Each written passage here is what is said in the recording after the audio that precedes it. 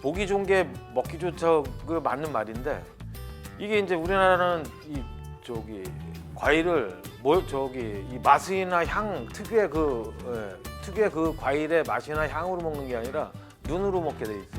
우리나라는. 그래서 모양, 깔, 색태 이런 것까지 다 따져갖고 하다 보니까 이 원래 배의 맛이 제대로 느끼지 못하고 계세요. 안녕하십니까.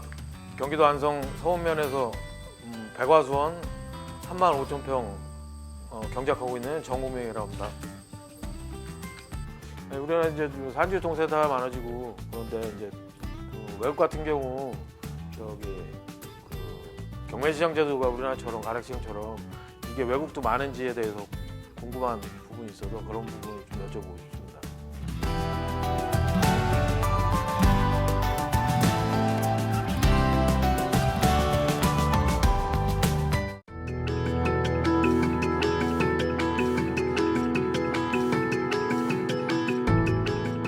일본은 우리나라와 똑같은 형태의 도매시장을 운영하고 있습니다. 일본 전국적으로 64곳의 중앙도매시장이 있으며 이를 지방자치단체가 운영하고 있습니다.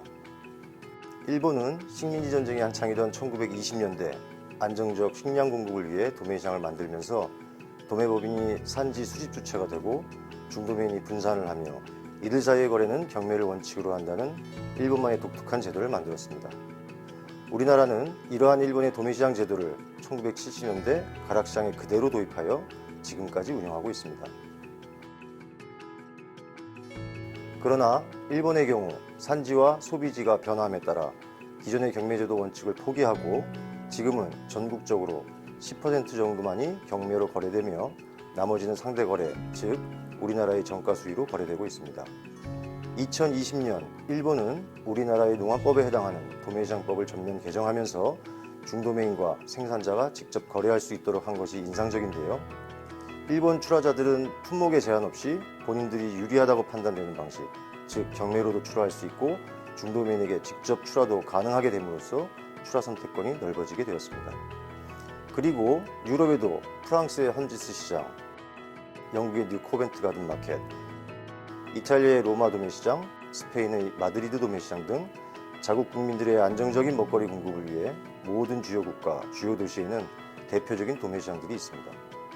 이들 유럽의 도매시장들의 거래 방식은 매수를 주로 하면서 일부 위탁 판매하는 방식입니다. 가령 유럽의 대표적인 도매시장인 프랑스의 헌지스 시장의 경우 도매시장 내 유통인이 직접 매수하여 판매하는 것이 80%, 생산자의 위탁을 받아 일정 수수료를 받고 판매하는 것이 20% 정도입니다.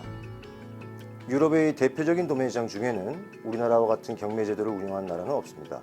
이는 미국의 LA 농산물 도매시장이나 뉴욕의 헌츠포인트 시장, 캐나다의 온트리오 도매시장 모두 마찬가지입니다. 우리들이 너무나도 당연하게 생각하고 있는 경매가 실상은 일본과 우리나라밖에는 사용하지 않는 방식입니다. 아니 이제는 우리나라만이 사용하는 방식이 되었습니다.